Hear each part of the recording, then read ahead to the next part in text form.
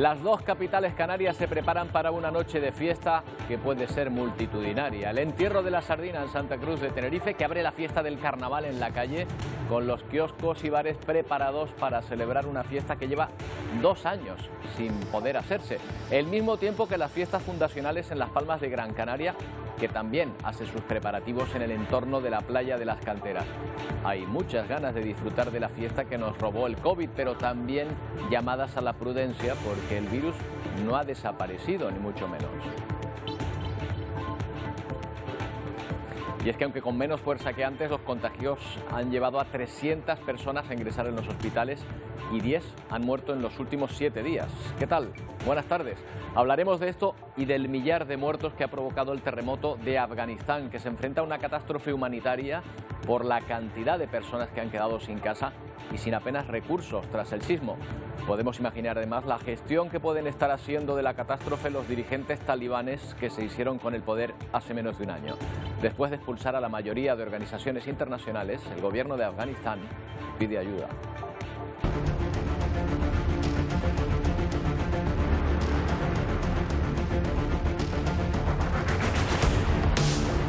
Las autoridades de la provincia de Paktika, la más afectada por el terremoto de magnitud de 6,1, asegura que se necesitan con urgencia comida, agua potable y cobijo para más de 3.000 familias que lo han perdido todo. El Programa Mundial de Alimentos ha anunciado el despliegue de alimentos y equipamiento logístico para apoyar a las comunidades afectadas.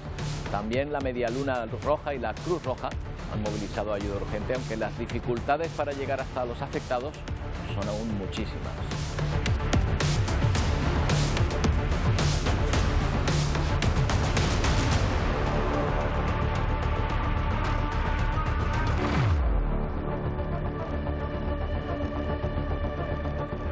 Y después de 10 días, las protestas en Ecuador son cada vez más violentas. En las de ayer, una persona murió tras el impacto de un bote de humo lanzado presuntamente por las fuerzas de seguridad, algo que niega la policía. Este suceso complica aún más las protestas lideradas por asociaciones indigenistas que se hacen eco del descontento contra el gobierno por el alza generalizada de precios, pero también por la inseguridad ciudadana. En las últimas horas los manifestantes han llegado a tomar una subestación eléctrica y eso, precisamente, electricidad, es lo que falta en Cuba, donde viven prácticamente a oscuras por los constantes apagones en todo el país. Aunque los problemas se achacan a fallos y tareas de mantenimiento de la red eléctrica, lo cierto es que el petróleo es de tan mala calidad en las centrales que provoca averías constantes y sobre todo hay un enorme déficit de producción. Cuba no es capaz de abastecer de energía a una población acostumbrada, eso sí, a vivir con todo tipo de carencias. Vamos a centrarnos en ese terremoto, el que más muertes y heridos ha causado en Afganistán en los últimos 20 años. Un día después del sismo, el sureste de Afganistán, las autoridades talibanes reclaman ayuda internacional urgente. Han pasado 36 horas desde que la tierra tembló en el sureste de Afganistán. Se trata de un territorio rural de difícil acceso y con carreteras en mal estado. Y todo dentro de un país al que le faltan recursos para afrontar una catástrofe de estas dimensiones. A esto se suma que las ONGs y la ONU tienen menos presencia desde que los talibanes volvieron al poder en agosto de 2021.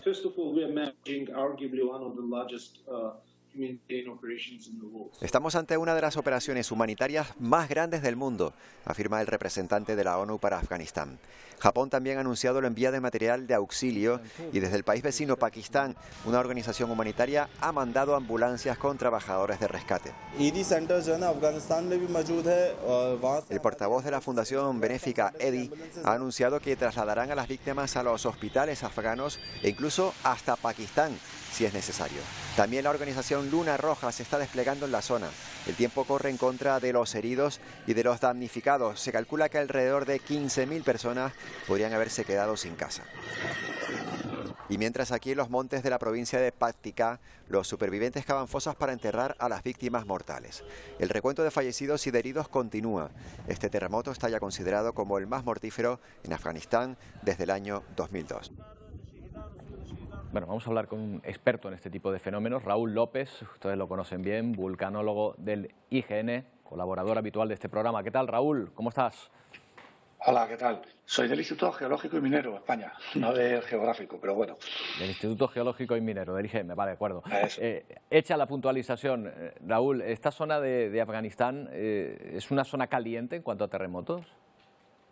Sí, es una zona muy activa, está justo pegado a una zona de límite de placa y digamos que toda la parte de la India les está empujando hacia el norte con una velocidad bastante elevada, unos 4 centímetros año, y esto hace no solamente que ocurran los terremotos en Afganistán, sino también que se levante todo el Karakorum y que tengamos las montañas más altas del planeta.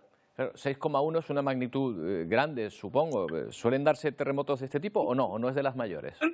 Sí, no es una magnitud grande, pero es un terremoto de una alta intensidad. Hay que distinguir aquí exactamente qué es lo que está ocurriendo.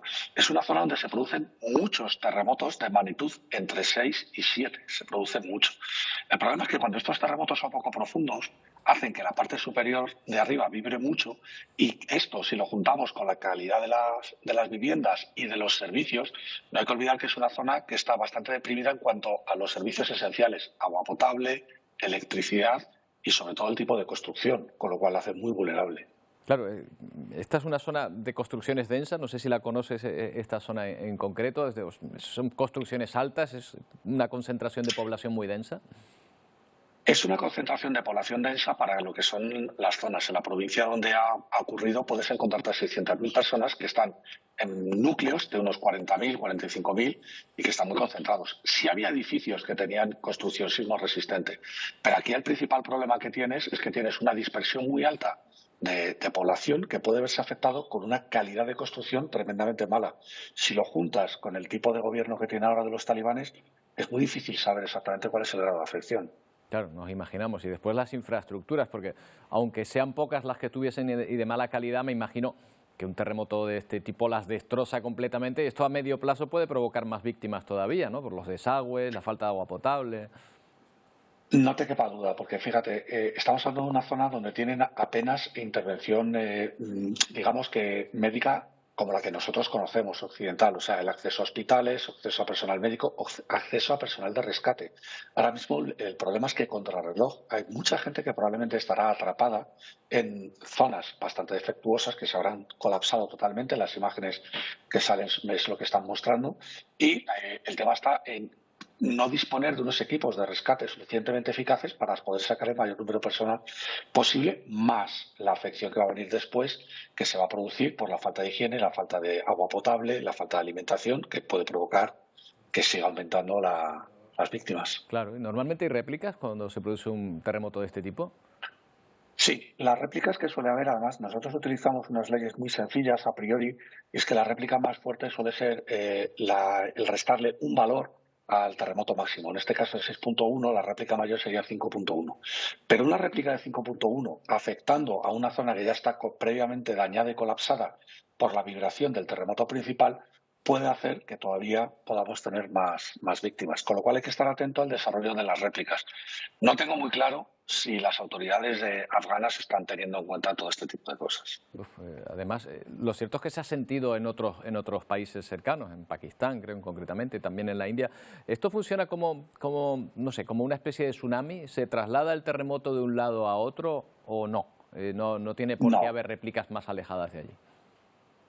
No, bueno, a ver, has dicho una cosa muy interesante que realmente nosotros llevamos trabajando mucho tiempo y es que un terremoto active otro. Eso sí que podría ocurrir, que un terremoto, uno de 6.1, pues es una zona que hay muchas fallas activas. Entonces, un terremoto de 6.1 puede activar otro terremoto de magnitud 6.1 sin ningún tipo de problema. ¿Por qué? Porque si tú tienes fallas que están cargándose debido a este empuje que te comentaba de la India, que está empujando hacia arriba a una velocidad muy elevada, todas estas fallas se están cargando y disparas una de ellas, pues la probabilidad de que ese disparo pueda hacer que cambie en otra de las fallas cercanas las condiciones y se dispare otro terremoto existe. Claro, y eso habría que estudiarlo. Eso es. Claro. Entonces, no es raro, tampoco es que sea muy habitual, pero se han dado suficientes casos para que sea un efecto que haya que tener en cuenta. Y allí hay que tener en cuenta que en Afganistán, a principios de año, ya hubo otro terremoto con muertos. En este caso fueron 30 muertos, creo recordar, algo así. Claro, una catástrofe terrible sobre un país que soporta una catástrofe como es la llegada al poder de los talibanes, que ya de por sí es un problema terrible. Pues Raúl, muchas gracias una vez más. Un abrazo. Un abrazo, Roberto. Encantado de hablar contigo. Bueno, hoy es un día importante para Ucrania, porque la Unión Europea discute este jueves, tal vez la decisión se tome mañana, si este país y Moldavia se convierten oficialmente en candidatos para entrar en el futuro en la Unión. No va a ser algo a corto plazo, podría llevar incluso una década su entrada definitiva, pero es un paso importante por el simbolismo además que representa. Su aceptación requiere de la unanimidad de todos los países miembros. Habrá que ver lo que se decide. Mientras tanto, Moscú podría volver a utilizar la energía como arma política. Desconectaría a Lituania de su red eléctrica, de la que depende casi por completo, como respuesta al bloqueo del tránsito de mercancías impuesto por el gobierno lituano a Kaliningrado. El presidente del país báltico dice que está preparado si eso llega a ocurrir. Lituania se prepara para una posible desconexión del anillo energético Brel. Sería una de las represalias de Rusia al bloqueo ferroviario impuesto por el gobierno lituano a la aislada provincia rusa de Kaliningrado. Brel es un acrónimo que identifica a Bielorrusia, Rusia, Estonia, Letonia y Lituania. Los países bálticos querían desconectarse de esta red eléctrica rusa antes de 2025 para conectarse al sistema energético de la Europa continental. Eso les permitiría lograr la independencia energética de Rusia, pero todo se puede precipitar. Lituania no teme ser desconectada de ese anillo. Estamos listos y preparados para algún tipo de acciones hostiles por parte de Rusia, la desconexión del Brel u otras acciones. Y no creo que Rusia nos desafíe militarmente porque somos miembros de la OTAN, asegura el presidente de Lituania. Moscú sigue sin rebajar el tono y vuelve a amenazar. La respuesta no será diplomática, sino de naturaleza práctica. La Unión Europea y Lituania han sido informados sobre la necesidad de cambiar los pasos tomados. Si esto no sucede, la respuesta se producirá, asegura la portavoz del Ministerio de Relaciones Exteriores de Rusia. Y mientras, la población de Kaliningrado vive en la incertidumbre de cómo afectará la interrupción del paso de ciertas mercancías a la región. Estamos acorralados, todo esto tendrá un efecto, habrá un aumento en los precios. Parece que tenemos suficiente de todo, quizás con el tiempo se sienta de alguna manera, pero de momento no. Sí, hay algo de estrés psicológico, hay preocupación por el abastecimiento de la región. Y entre tanta duda, una voz que pide cordura en pleno territorio ruso. Nuestras autoridades deben poner fin a esta operación especial, pasar a las negociaciones y mejorar las relaciones con Ucrania y la Unión Europea, asegura este residente. No solo Lituania está en riesgo de sufrir un apagón. La Agencia Internacional de Energía ha advertido a Europa de que prepare alternativas por si Rusia corta por completo sus exportaciones de gas al continente. Por ahora Moscú ha cortado el suministro de gas ya a Polonia, Finlandia y Bulgaria, a negarse a pagar el gas en rublos.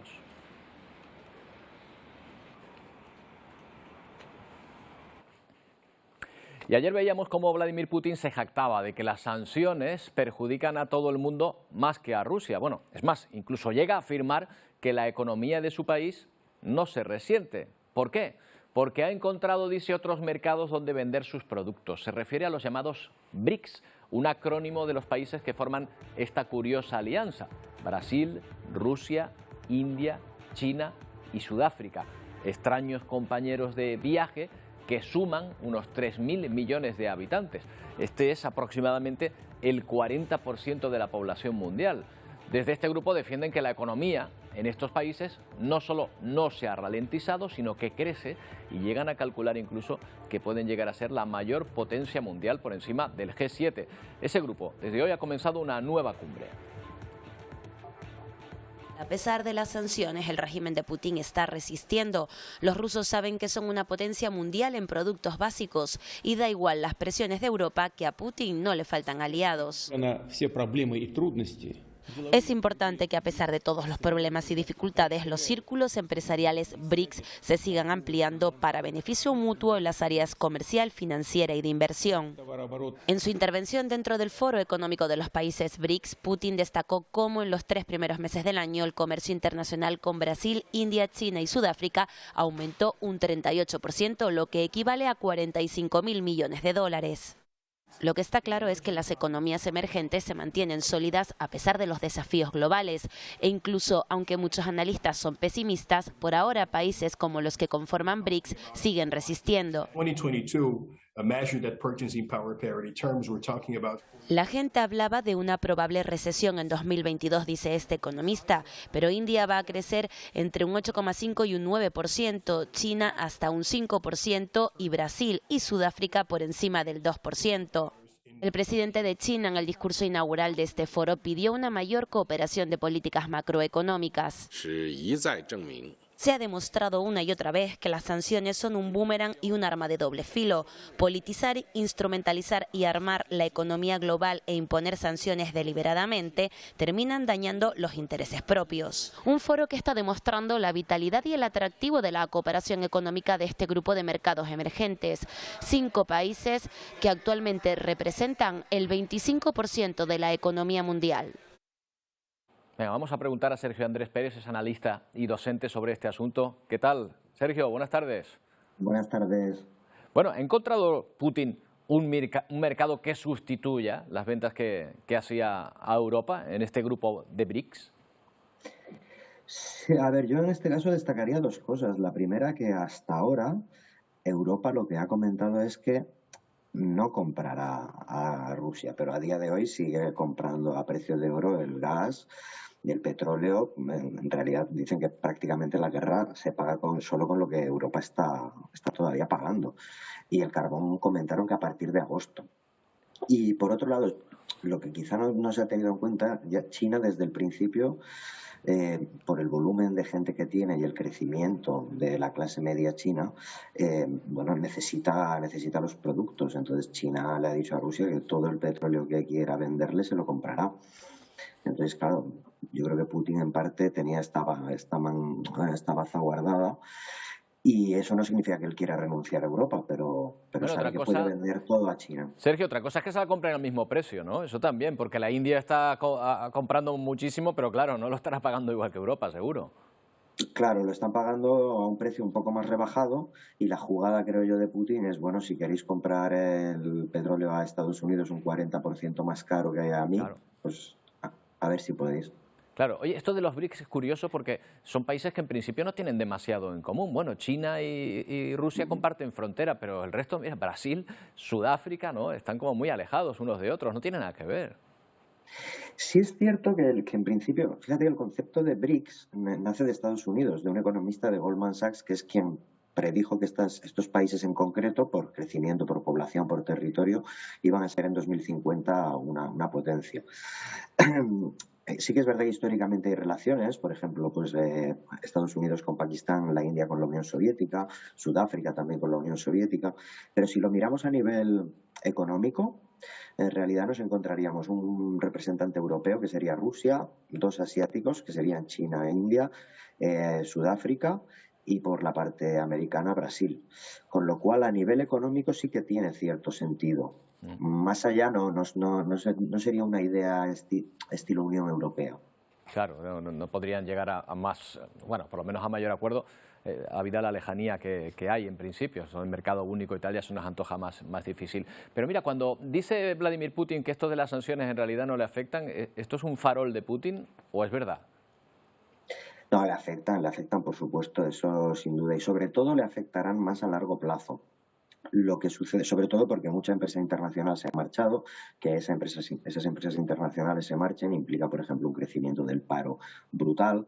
Lo que pasa es que hay una serie de cuestiones que es verdad que si consigues unos mercados paralelos, los explotas o los desarrollas, cosa que hasta ahora no hacías. Y por otro lado, si tenemos en cuenta que, claro, la deuda de Rusia es del 17% de su PIB. Para que nos hagamos una idea, en España es el 118%.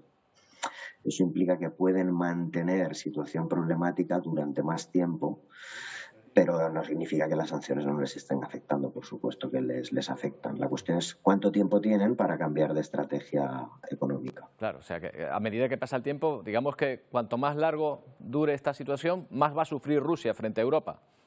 Claro, a corto plazo pueden aguantar, a largo plazo para Europa es lo mismo. América, por ejemplo, Estados Unidos está entrando en recesión y Europa tiene que ver urgentemente qué hace con la energía porque en septiembre tiene que tener decisiones tomadas.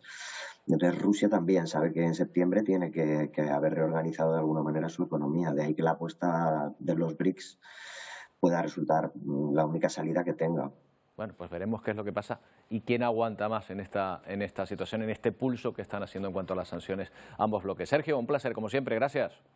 Igualmente, muchas gracias. Hasta luego.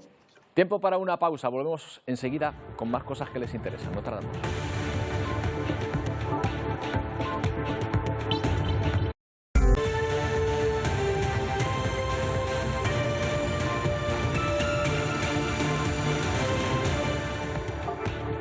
Si ustedes asoman a la calle esta noche y ven mucha fiesta aquí, no se deberían sorprender porque se está preparando tanto en Las Palmas de Gran Canaria con las fundacionales como en Santa Cruz de Tenerife, donde el entierro de la sardina abre el calendario al carnaval en la calle, que ya luce de esta manera. Se prepara la ciudad para un extraño pero deseado carnaval, más corto, en este mes de junio. Se espera que cientos de miles de personas salgan a la calle. La misma quema de la sardina de hoy es peculiar, se va a quemar un virus, un símbolo de que la pandemia que ha obligado a parar 2 carnavales quede atrás. A la sardina, en principio, se le va a indultar. Bueno, otra peculiaridad de ese carnaval es que empieza en San Juan y también tras 2 años de parón, la playa de las Calteras y su entorno vuelve a coger actos masivos durante la noche en que se celebra el 544 aniversario de la fundación de Las Palmas de Gran Canaria. Para celebrarlo por todo lo alto, arderán más de 560 kilos de pólvora en un espectáculo pirotécnico que va a tener 2 puntos de lanzamiento, la Puntilla y la Síser. Lo mismo, puntos que acogerán los escenarios para las distintas actuaciones. También se espera que sea una fiesta multitudinaria.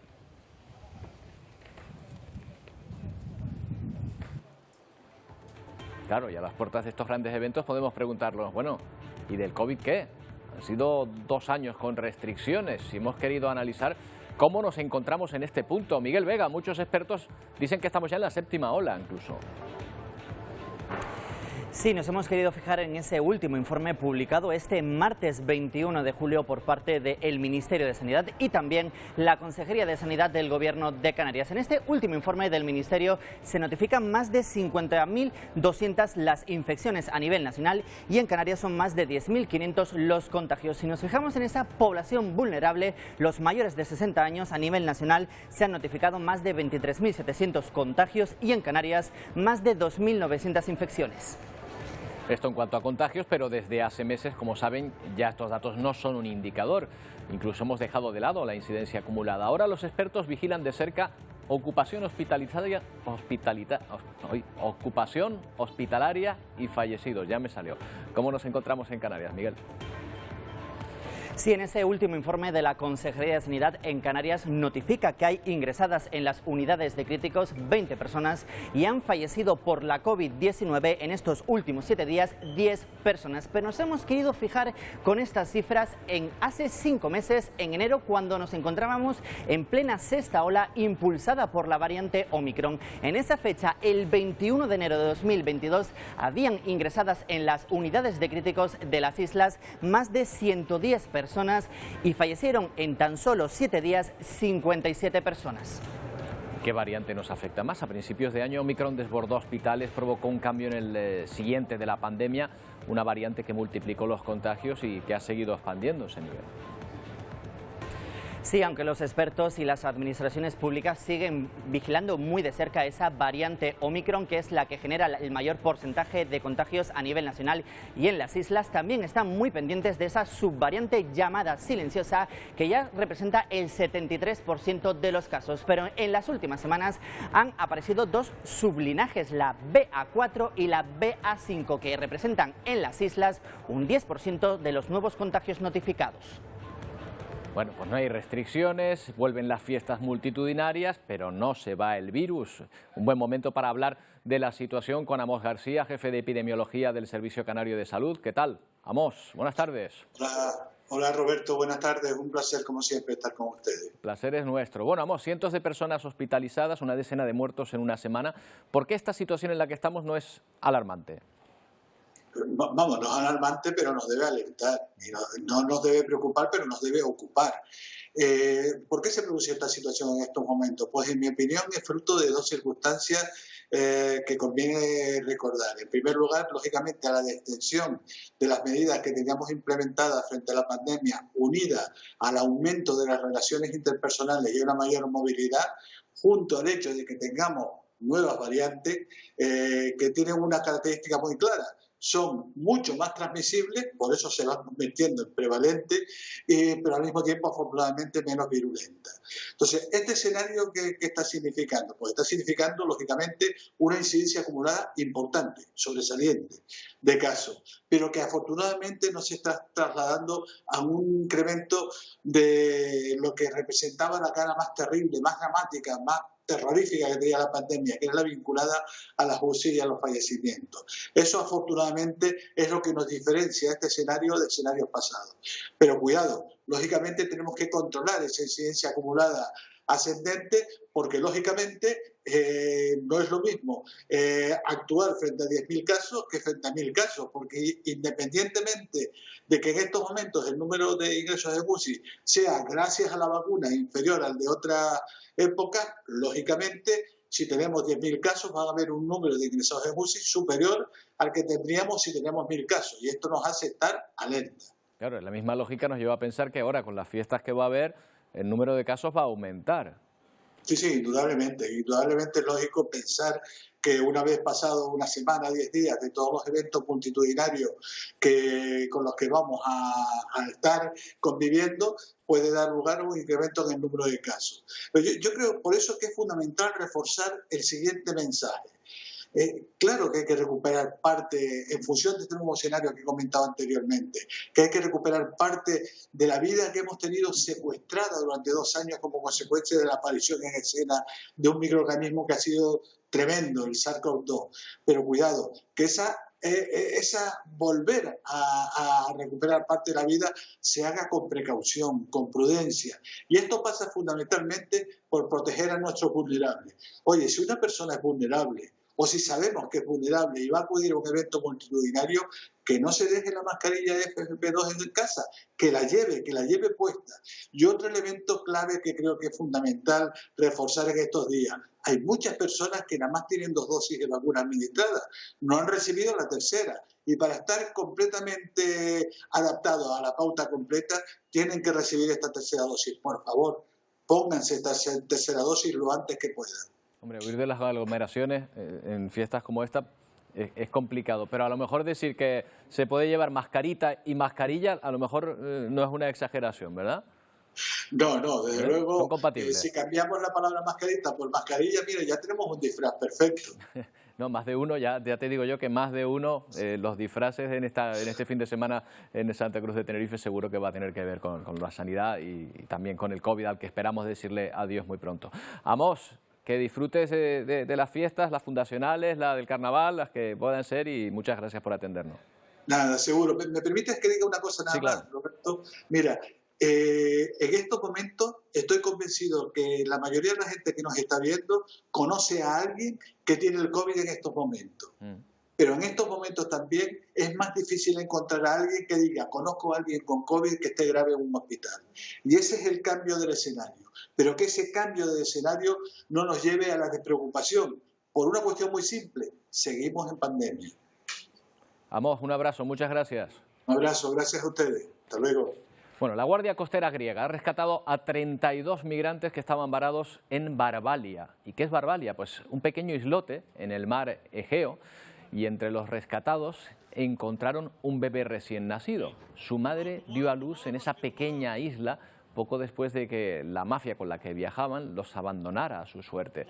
El Ministerio de Navegación griego los localizó y procedió a su traslado a la isla de Lesbos, donde el pequeño y su madre están recibiendo atención hospitalaria.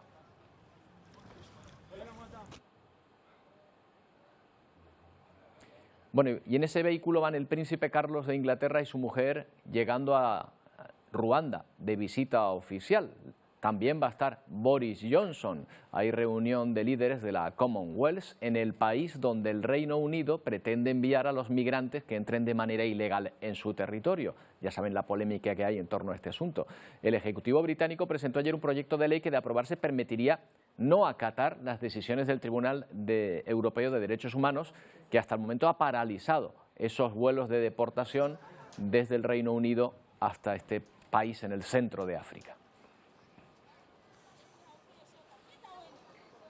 También a Gran Canaria han llegado 44 migrantes que fueron rescatados en alta mar. Fueron detectados en una embarcación por los tripulantes de un carguero a 117 millas de las islas. Hasta allí acudió en su ayuda Salvamento Marítimo, que los ha trasladado en buenas condiciones de salud hasta el muelle de Arguineguín. Todos son de origen magrebí.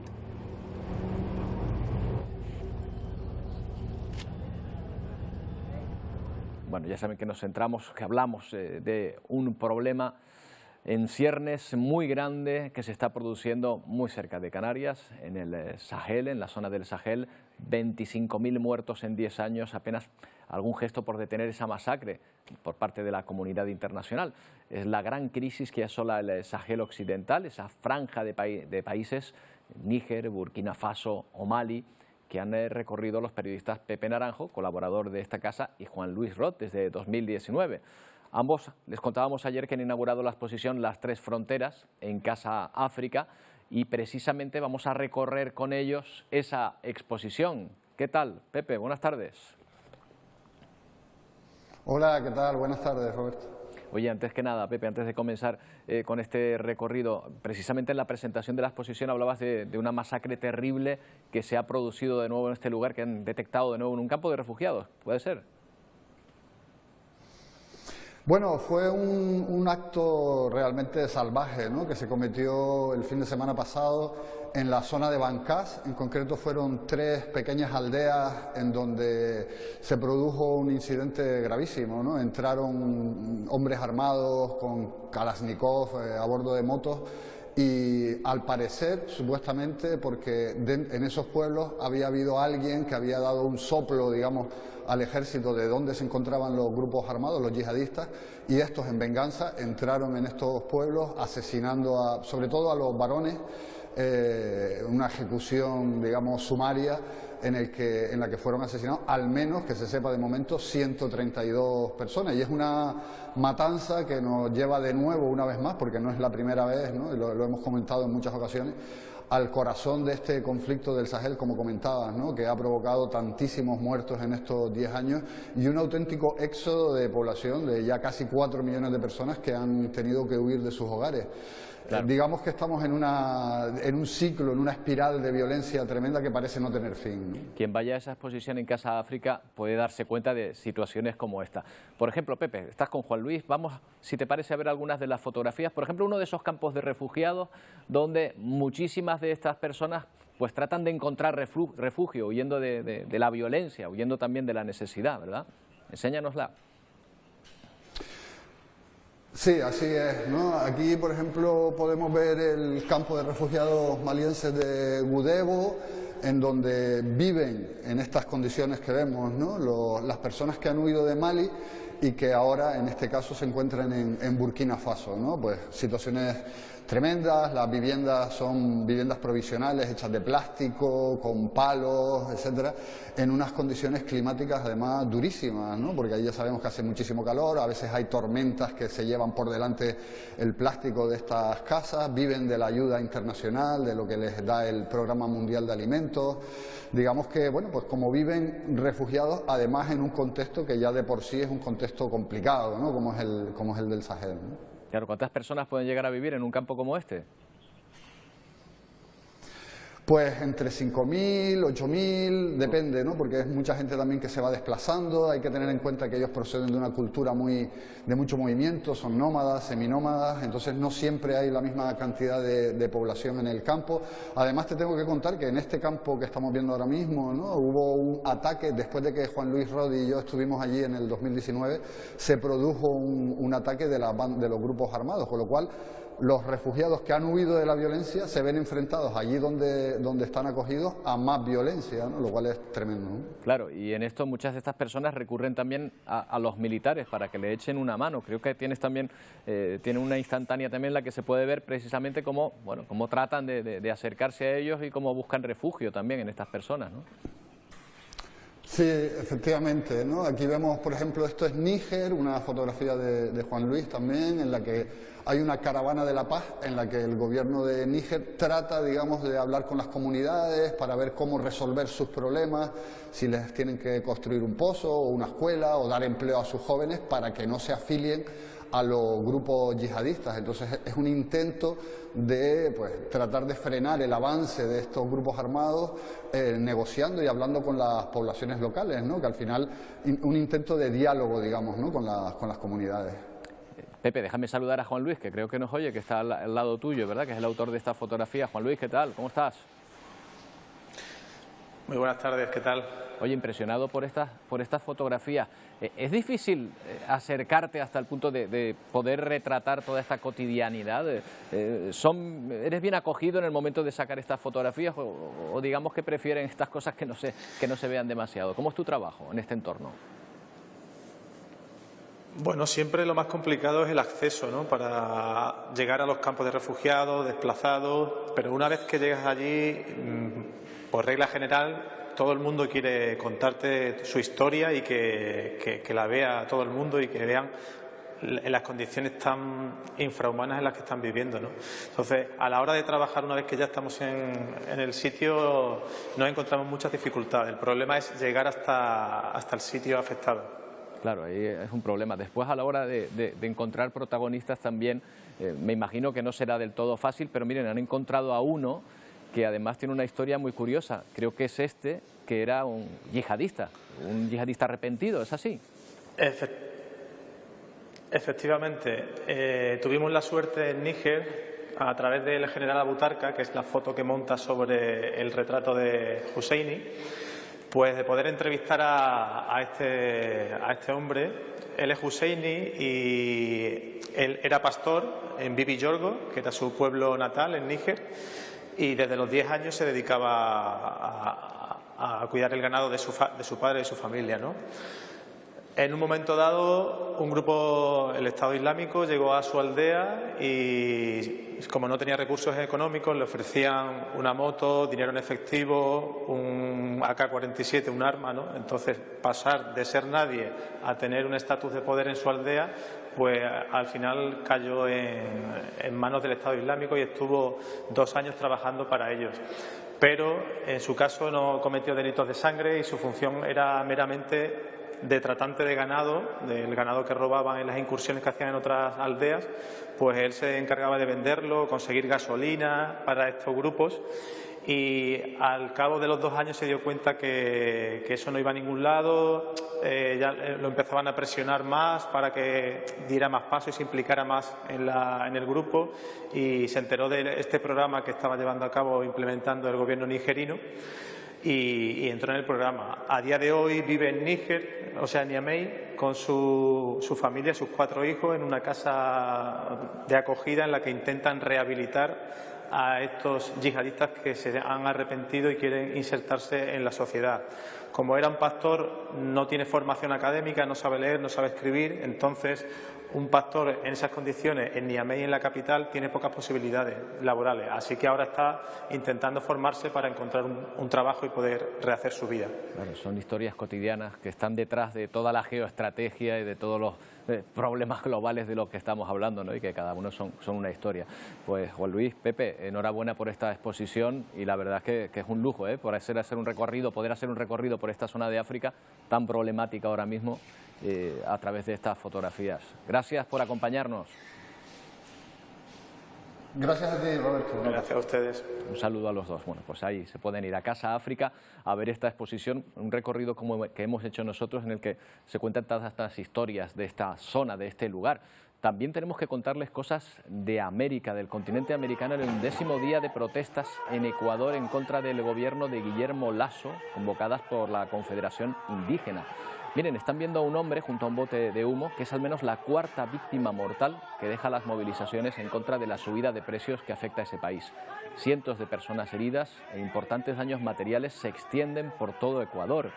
Quito y Puyo son las ciudades que en estos momentos están bajo el control de los manifestantes.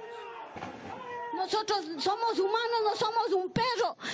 Señor presidente, escúchanos. Son los vecinos de Puyo que se reúnen en el lugar donde murió el manifestante este martes durante un violento enfrentamiento con las fuerzas del orden que dejó además decenas de heridos y numerosos destrozos. La policía confirmó el fallecimiento de la que podría ser la cuarta víctima mortal desde que comenzaron las protestas. Desde las organizaciones indígenas convocantes al paro nacional señalan a las fuerzas de seguridad como responsables. ¿Quién fue a agredir? Es la Policía Nacional. Y fallece el hermano Quichua. El cuartel de la Policía Nacional y varios de sus vehículos quedaron arrasados por las llamas. En Quito, la situación no es mucho mejor. Barricadas en las carreteras, los accesos a la ciudad están totalmente cortados. Hasta el momento 104 personas han sido detenidas por efectivos de la Policía Nacional Ecuatoriana. 2 agentes se encuentran retenidos en estos momentos por las fuerzas indígenas. Pero acabo de conversar con uno de los dirigentes indígenas, me manifiesta que ellos estarían a cargo de los 2 policías que faltan por incorporarse y de estar a buen recaudo. El presidente Lasso aboga por el diálogo para poner fin a esta interminable huelga convertida en un problema de Estado, pero miles de ciudadanos continúan denunciando no poder hacerle frente a la subida de los precios del combustible y de la cesta de la compra. Bueno, protestas así no se están viendo, por ejemplo, ahora en Cuba, pero motivos no le faltan. El país sufre desde hace meses apagones nocturnos que deja a gran parte de la población a oscuras durante prácticamente toda la noche. El gobierno de Díaz-Canel asegura que está trabajando para encontrar una solución, pero podría tardar más de 5 años en llegar. Hacer los deberes con la luz del móvil y en el balcón de casa. Salir a trabajar de madrugada para llegar pronto y poder hacer todas las labores del hogar antes de las 8 de la noche. Conducir a oscuras, sin semáforos que controlen el tráfico nocturno. O pasar largas horas en el porche para aguantar las altas temperaturas. Son algunas de las consecuencias de los continuos y habituales apagones en Cuba. De 8 a 12 de la noche, todas las provincias del país se quedan sin luz. Esto desquicia a uno, esta situación es bastante intolerante. Yo salgo muy temprano, a veces salgo sin corriente y llego sin corriente a la casa. Imagínense cómo es la situación. Nos vamos por la mañana a trabajar y cuando viramos, antes de las 8 de la noche, tenerlo todo hecho en casa, la comida, los niños bañados, tareas hechas. El gobierno de Díaz-Canel asegura que está trabajando para solucionar el problema y que negocia con nuevos aliados para construir nuevas plantas, centrales térmicas que dice tardarán años en ponerse en funcionamiento. Una inversión en termoeléctrica es sumamente costosa para el país. En las más importantes del país trabajan durante horas desde hace varios meses para restablecer el servicio. Estamos luchando para ver si se eliminan un poco los apagones. ¿Por qué? Porque hace falta para nosotros, para el pueblo y para nosotros. Nosotros a veces tenemos apagones en la casa por la noche y tenemos que venir a trabajar 12 horas aquí por el día. Por el momento el gobierno cubano pide como única solución reducir el consumo eléctrico y seguir apostando por la revolución. Pero según algunos expertos, la población comienza a mostrar su descontento. Cuba está en una crisis económica profunda. Ya hubo protestas significativas el año pasado, se ha mantenido ese sentimiento de descontento social. A todo ello se suma la escasez de alimentos y medicamentos y un alto precio del combustible. Cuba lleva años dependiendo de las importaciones de petróleo venezolano, un país que ha reducido sus exportaciones porque intenta recuperar su actividad interna después de la pandemia. Y en Colombia, una de las prioridades del nuevo presidente es retomar las relaciones diplomáticas con la vecina Venezuela. No solo se han roto las relaciones diplomáticas, también las comerciales. Desde hace años existen pasos fronterizos por los que ya no pasan vehículos. Se calcula que de volver a la normalidad se podrían generar miles de puestos de trabajo. Las pérdidas económicas han sido millonarias. Tan solo en el gremio de transporte ascienden a los 5.000 millones de dólares. Por eso hay optimismo. Eran 65 internacional, solamente nos queda 15. ¿Qué nos queda? Esperar que nuevamente se reactive esta frontera que era la más dinámica de América Latina. Los gremios como Cotelco, las manufacturas, el calzado y los textiles también esperan reactivar su economía.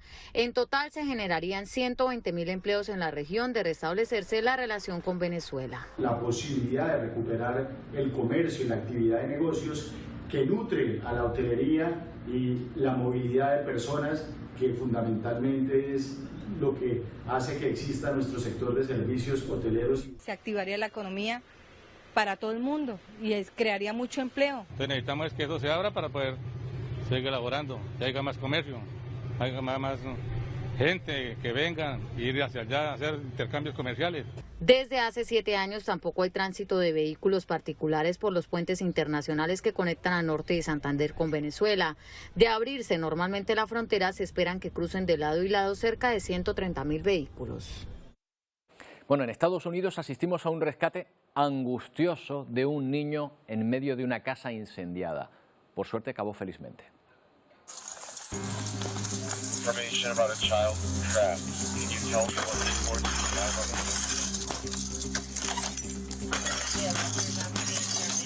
MJ! MJ! MJ, can you hear me? MJ, come on, buddy! MJ! It's the police! It's okay, buddy, come on! MJ! Oh, hey, MJ, come here! MJ, come on, buddy! MJ, it's okay, buddy, come on! MJ, this way! MJ! MJ, come on! MJ! 4 to your right, 4 to your right. Down to the right. I got him, I got him. Go to the front, to the front. Enter back here. Go, go, go. 3-year-old. Perfect. Stop. Stop, stop.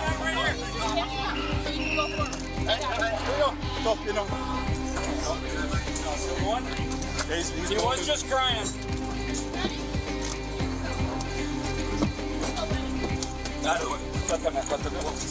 Clear up.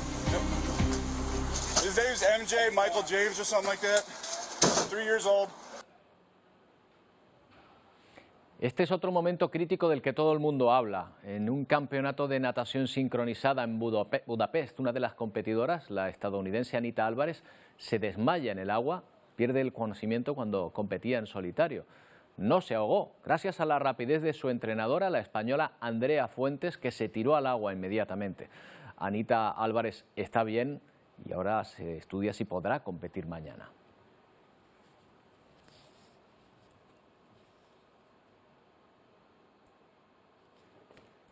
Bueno, ya está aquí Antonio Cárdenas, con el que vamos a hablar de la previsión del tiempo para esta noche tan importante en Las Palmas de Gran Canaria y Santa Cruz de Tenerife.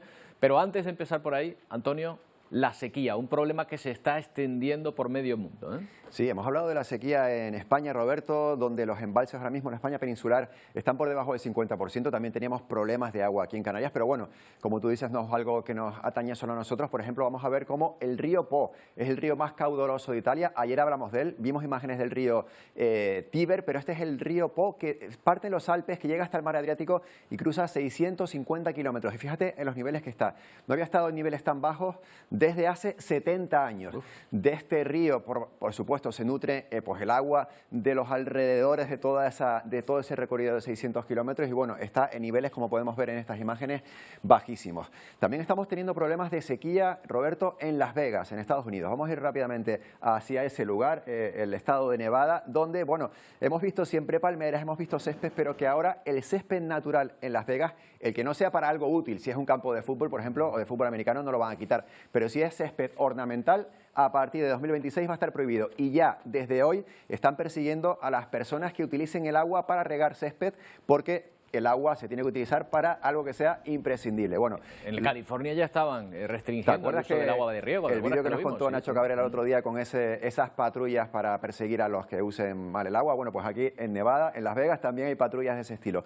Y por lo que se está sustituyendo es por eso que acabamos de ver, por esos jardines con cactus que no requieren tanta agua y por esto que estamos viendo, por césped artificial. Buen momento para poner una empresa de césped artificial en Las Vegas, Roberto, porque están vendiendo mucho. Bueno, y de Las Vegas nos vamos a ir a otro lugar del mundo completamente diferente, hasta China, donde ese niño se toma un helado intentando soportar las altas temperaturas. Hemos tenido ola de calor en Estados Unidos, en Europa, bueno, también tenemos ola de calor ahora mismo en el norte y centro de China. Recuerda que en el sur y sureste están con inundaciones, pues en el norte y centro de China, un país enorme, por supuesto, esta es la situación que tenemos. Mucho calor, llevan varios días con temperaturas por encima de los 40 grados y están ingeniándoselas para lo mismo, para estos cultivos que no pierdan la vida porque hay escasez también de agua. En la península sabe bien de esto de la ola de calor, ha pasado una ola de calor terrible y lo peor, los incendios que ha fomentado, ¿verdad?, en Navarra y el de Zamora. Sí, desde luego que sí. Estamos hablando de que el incendio de Zamora la semana pasada, más de 30.000 hectáreas, es el incendio único,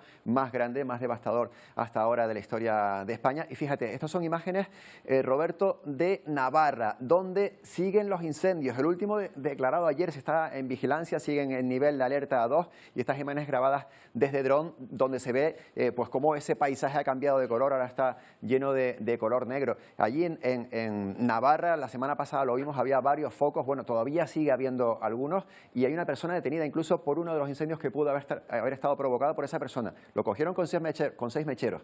Yo no soy juez, pero no, tiene mala pinta. No somos Sherlock Holmes, pero, sí, pero o algo, vendes mecheros o algo raro ibas a hacer. Algo ha pasado. Y mira, de Navarra nos vamos a Zamora porque precisamente los bomberos denuncian que tuvieron que hacer frente a esos incendios devastadores, esas 30.000 hectáreas que se quemaron con muy pocos medios. Fíjate cómo usan esos batefuegos para protestar en frente de las Cortes. En Valladolid piden la dimisión de varios de los políticos y lo que dicen es que cuando empezaron los incendios, los que provocaron esa devastación tan grande, estaban a una capacidad muy baja. Tenían el 35% nada más de la plantilla activada y el resto estaba en su casa esperando a que llegase la época de incendios, más llegando el verano. Bueno, porque todavía no estaba activada la temporada de incendios y mira, llegó de esa manera. Bueno, Antonio, ya, no puedo aguantar más. Venga. ¿Qué tiempo va a ser esta noche de fiesta en las dos capitales canarias? Bien. La Orotava en Tenerife también, a ver, cuéntanos. Claro. Y noche de San Juan en todas. ¿Va a llover o no va a llover? No va a llover. Estoy en ascuas. No va a llover, Roberto. Fíjate, la previsión para hoy es esta y como vemos no hay agua por ningún lado. Habíamos dicho ayer que había alguna probabilidad baja de algo de lloviznas en la cara nordeste de algunas islas, incluidas las Palmas de Gran Canaria, porque allí es donde está la capital y está en el nordeste. Va a haber nubes bajas, pero no va a haber probabilidad de lloviznas durante casi toda la noche. Para aquellos que se decidan estén pasando mucho tiempo en la fiesta y llegue ya la madrugada, a lo mejor le coge algo de agua, pero bueno, ahí para refrescar las últimas horas del día. ¿No? Pero lo normal es que no haya lloviznas en ninguna zona de Canarias en toda la noche. Vamos a irnos a mañana porque mañana también tenemos, por ejemplo, Carnaval en Santa Cruz de Tenerife y también, bueno, pues el que quiera salir puede salir en cualquier lado de Canarias y mañana sí que vuelve el alisio y pinta otra cosa. Y hay probabilidad de lloviznas en la cara norte y nordeste de las islas. Santa Cruz de Tenerife, mañana por la noche, ¿va a llover en esa primera noche de carnaval? Bueno, el que pueda que vaya aprovechando hoy, mañana no es demasiado probable que llueva, puede que caiga alguna gota, pero como decimos siempre, el régimen de alisios, las nubes se quedarán en Anaga y algo a lo mejor que pueda saltar a Anaga para Santa Cruz, alguna llovizna puede caer, pero nada importante. O sea que hoy aprovechar en toda Canarias porque todavía no tenemos régimen de alisios, mañana entra alisios, será alisio intenso, habrá más nubes, las temperaturas tanto hoy como mañana serán agradables, pero bueno, alguna gotita puede caer sobre todo en el norte de islas como Gran Canaria, Tenerife y también en La Palma. Increíble, Antonio. Llueve en carnaval hasta en junio. Así es. Algo Fiel a su cita, Viene pegado, viene un poco pegado al carnaval, ¿no? Desde luego. Y yo no recuerdo si en febrero llegó, ya se me olvidó si en febrero llegó a llover, pero parece que estaban esperando a que llegase el carnaval en junio para soltar esas gotas. Bueno, esperemos que no sea demasiado. Claro, seguro que no. Hombre, esta época del año invita a disfraces un poco más destapados, ¿no? Pero yo creo que la temperatura va a ser agradable, tanto hoy como mañana, en el entorno de los 20, 22 grados, así que bueno, si cae alguna gota tampoco será demasiado. No va a aguar la fiesta, exacto, ¿verdad? Ahí está. De eso se trata, ahí lo queríamos decir. Gracias, Antonio. Hasta luego. Hasta mañana. Bueno, nos vamos a despedir con imágenes que nos llegan de una ciudad que tiene unas importantes fiestas también. Esta noche, la noche de San Juan, hay una importante cita en Alicante, donde son famosas las hogueras, que no son simples hogueras, sino que representan distintos momentos y personajes de los últimos meses. Esas figuras nos recuerdan a las fallas de Valencia, ¿verdad? Bueno, pues contemplándolas justo antes de que ardan, nos despedimos. Se quedan con Telenoticias 1 y Paco Luis Quintana. Nosotros volvemos mañana a partir de la 1:30 en una nueva edición de Atlántico Noticias. ¡Feliz día!